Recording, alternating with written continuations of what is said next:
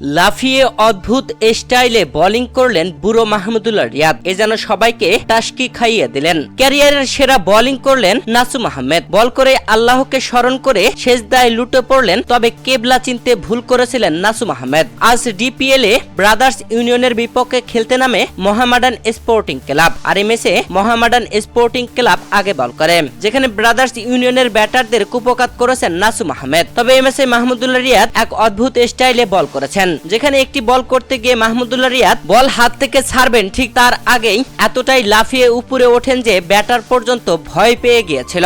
যদিও এই বলে উইকেট তুলতে পারেননি মাহমুদুল্লাহ রিয়াদ। তবে আপনি কি মাহমুদুল্লাহ রিয়াদকে এমন অদ্ভুত স্টাইলে কখনো করতে দেখেছেন? দর্শক, এই ম্যাচেই নাসুম আহমেদ তুলে নিয়েছেন 5টি উইকেট। 10 ওভার বল করে মাত্র 22 রান খরচায় 5 উইকেট তুলে নিয়েই সৃষ্টিকর্তাকে স্মরণ করেছেন নাসুম আহমেদ। তবে কেবলা চিনতে ভুল হচ্ছিল নাসুম আহমেদের। তবে সতীর্থ খেলোয়াড় কামরুল ইসলাম তাকে কেবলা দেখিয়ে দেন আর এরপরেই সেজদায় লুটে পড়েন, স্মরণ করেন আল্লাহ তাআলাকে।